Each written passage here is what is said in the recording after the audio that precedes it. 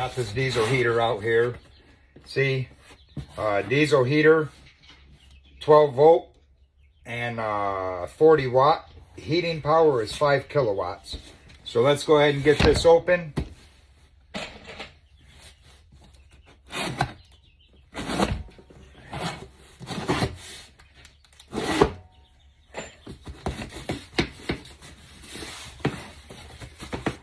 All right, so we have the instruction manual. So let's go ahead and get this out of here.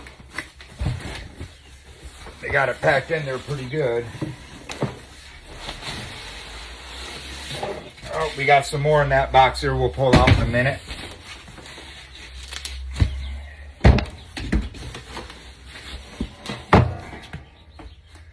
Let me go ahead and adjust this camera some. All right, so it came boxed up pretty good. So right here you can see this is the back side. So you do have an inline fuse and then your 12 volt connection. Right here obviously is where you're going to put your diesel, right in there. I don't know what size tank that is. I would imagine maybe a gallon. And coming off the front, it did come with a keychain remote, on, off, and up and down. So I'm assuming you can program it into this off of Bluetooth or whatnot. This would be your main panel right here, and then this is where your heat will come out. Now if you look on the bottom, I would imagine this port here, because this is your fuel line right here, I would imagine this is your cold air, and this one here is going to be your exhaust. So let's see what else came with it. And let's just move this out of the road. We'll move this camera back down for you. All right, so here we got a couple of vents.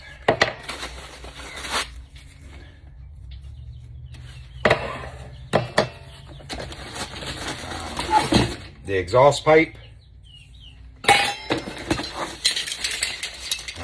A little muffler.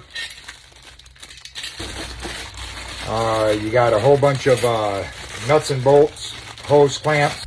All right, well, I'm out in the garage this morning, and we got the instructions here on how to hook up this diesel heater.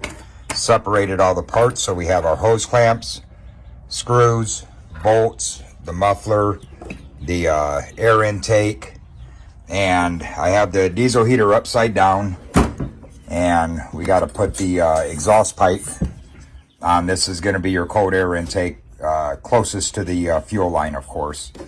And we got this hose clamp on. We got about 1.5 inch barb here that we have to tighten this up. So if you turn the diesel heater on its side, there's this little slot here that you're able to get a screwdriver through to tighten that up. So we'll go ahead and get that tightened up real quick. Okay, we got that one all tightened up. Now we'll go ahead and put the cold air, or the fresh air, one in. So we'll just slide this over and get this hose clamp over to the edge here, so that way we can fit through this slot with the screwdriver and get that tightened up. Okay, and we got this one all tightened up now. Okay, so we just temporarily, we have the fresh air hooked up, the filter for it, and then the exhaust pipe. We got the little muffler hanging there. So we'll go ahead and start reading the instructions on how to prime it. And of course, right now we're just testing it to get it primed and make sure that it's going to fire up. Once it fires up, then we'll go ahead and reroute this stuff, the exhaust and whatnot outside. We're in a pretty large garage here. Okay, so I just got this set up. We just got the exhaust right here for now.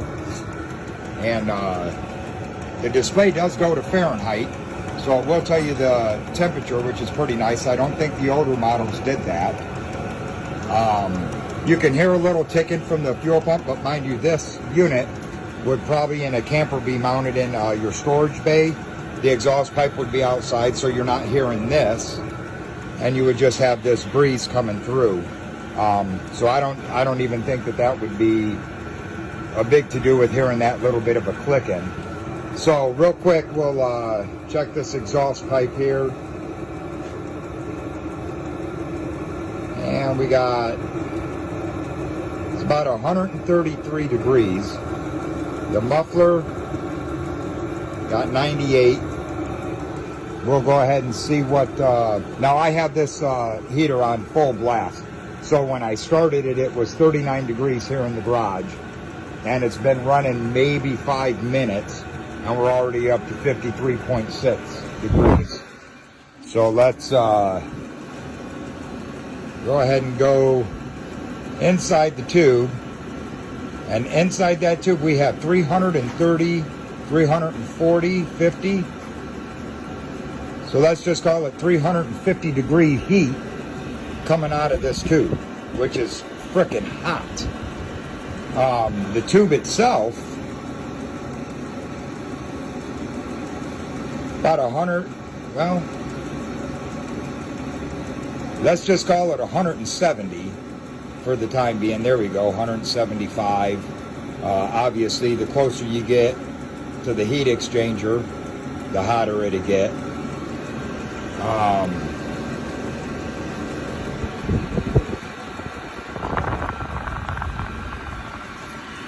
Let's see if I can, let's take this tube off.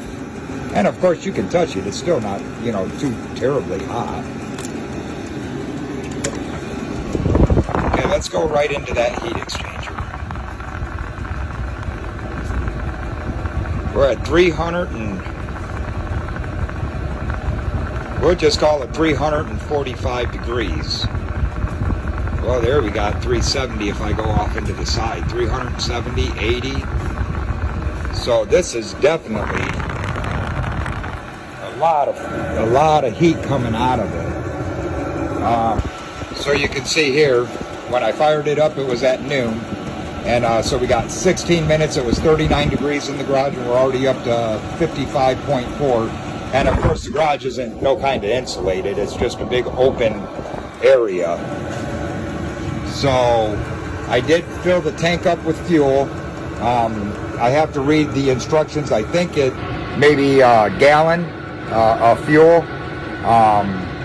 So we'll kind of see how that runs.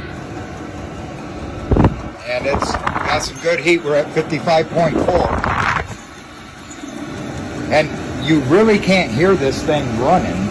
I mean, other than the exhaust, you can hear that, but that'll obviously be outside. But you really can't hear this running. I think it's so far, it's way better than what the some of the other ones that I've seen online. As far as the clicking from the fuel pump, as far as the fan noise and stuff like that. This one here, if that exhaust was outside, which I'll do here in a little bit, if that exhaust was outside, this would probably just sound like a box fan, if it would even sound that loud.